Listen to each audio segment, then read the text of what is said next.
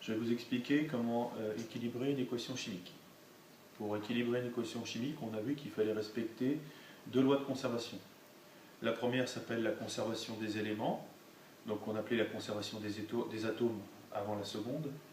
Et la deuxième loi, c'est la conservation des charges. Alors qu'est-ce que ça veut dire la conservation des éléments?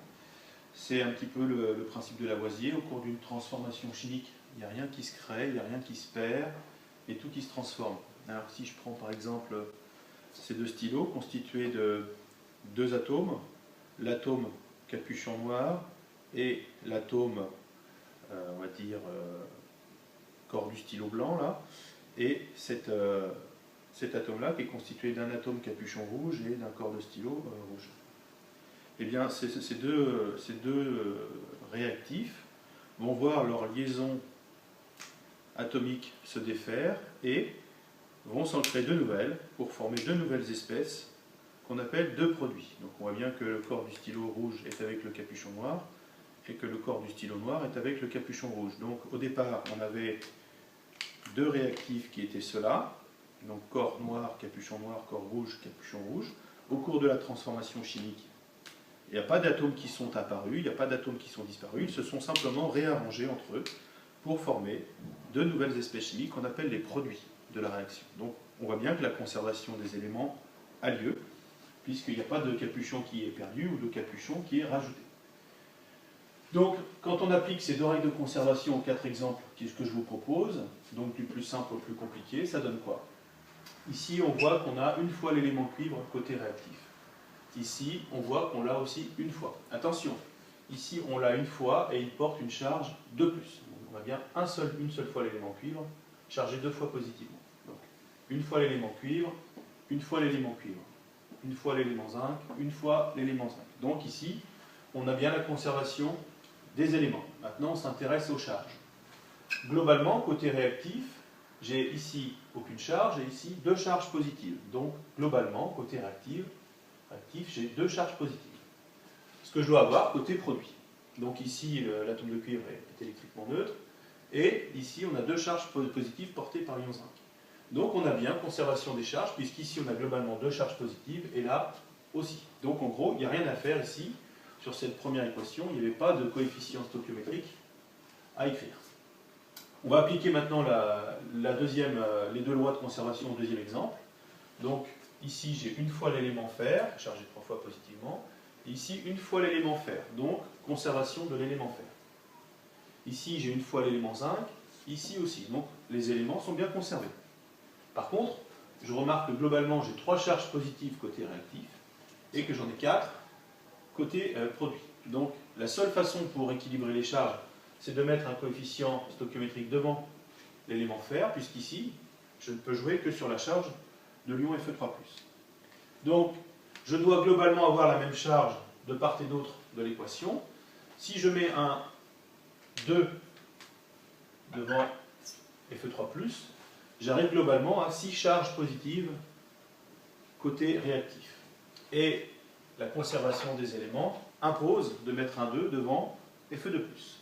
Ce faisant, j'ai 2 fois 2, c'est-à-dire 4 charges positives ici, et 2 charges positives ici. Donc ça fait bien 6 charges positives de part et d'autre. 2 fois 3, ça fait bien plus 6. Et ici, 2 fois 2 plus 2, ça fait bien plus 6.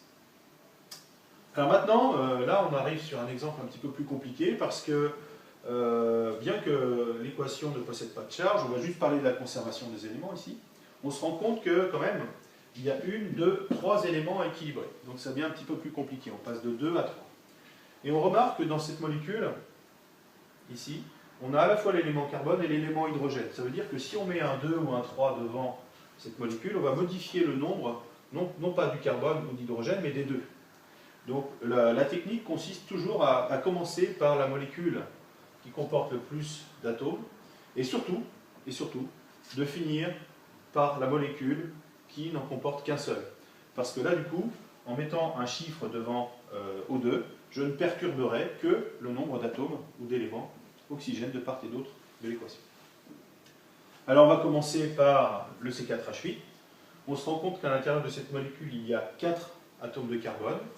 La seule façon d'amener du carbone côté produit, c'est avec le CO2, donc je suis obligé de mettre un 4 devant CO2, puisque chaque molécule de CO2 m'apporte un atome de carbone. Donc ici, le 1 n'est pas écrit, mais c'est ce que ça veut dire. Donc, j'ai conservé l'élément carbone. Maintenant, je m'attaque à l'élément hydrogène. Donc ici, j'ai 8 fois l'hydrogène.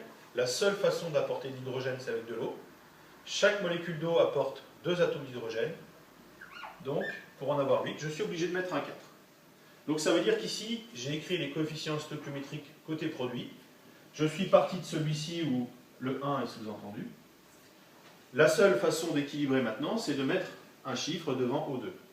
Si je revenais en arrière, je serais obligé de tout déconstruire et de tout reconstruire après. Donc je n'y touche plus. Alors maintenant, il faut équilibrer l'élément oxygène à partir de celui qu'on a fixé ici. Donc ici, j'en ai 4 fois 2, 8, parce que chaque molécule de dioxyde de carbone apporte 2 atomes d'oxygène, c'est écrit là. Donc 4 fois 2, 8. Et ici, 4 fois 1, 4. Donc 8 plus 4, ça fait bien 12 atomes d'oxygène. La seule façon d'en apporter 12, sachant que je les apporte par paire, c'est de mettre un 6. On va faire exactement la même chose ici. Donc, on raisonne avec C3H6. 3 atomes de carbone. La seule façon d'apporter du carbone, c'est avec le CO2, donc je mets un 3 devant. L'hydrogène, j'en ai 6. Je les apporte par paire, donc il m'en faut 3. Donc maintenant, j'équilibre l'oxygène. Ça fait 3 fois 2, ici, 6 oxygène. Et là, 3 fois 1, 3. 3 atomes d'oxygène. Au total, j'en ai donc 9. 9 atomes d'oxygène.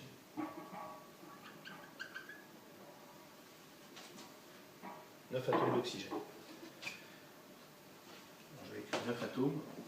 9 fois l'élément oxygène. Peu importe. 9 atomes d'oxygène. Et là, je me rends compte que je ne peux les apporter que par paire. Et là, j'en ai un nombre impair. Donc, deux façons de décrire, puisque c'est la même façon de raisonner. Donc, j'apporte 9 paires, c'est-à-dire 18, mais j'en apporte 2 fois trop. Donc, ça veut dire qu'il faut que je multiplie tout le reste de l'équation par 2, puisque je double les proportions d'oxygène pour en apporter 18 au lieu de 9. Donc, le 3 devient un 6, et le 3 devient un 6. On vérifie bien. 2 fois 3, 6. 6. 2 fois 6, 12. 6 fois 2, 12. 9 fois 2, 18. 6 fois 2, 12, plus 6, 18. Donc ça, c'est la première façon de procéder. Quand j'ai un nombre impair d'atomes d'oxygène à apporter avec du dioxygène, eh bien, je mets le nombre d'atomes d'oxygène correspondant devant le dioxygène. Ce faisant, j'en apporte 2 fois trop, puisque c'est O2. Donc il faut que je multiplie tous les autres par 2. La deuxième façon d'écrire le bilan, c'est de rester sous la forme précédente, c'est-à-dire C3H6.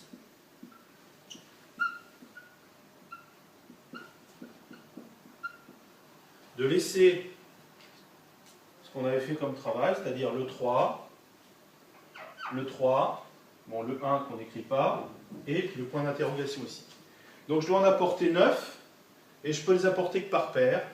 Donc je vais en fait en apporter 9 sur 2, 9 demi, puisque 9 divisé par 2 fois 2, ça fait bien 9.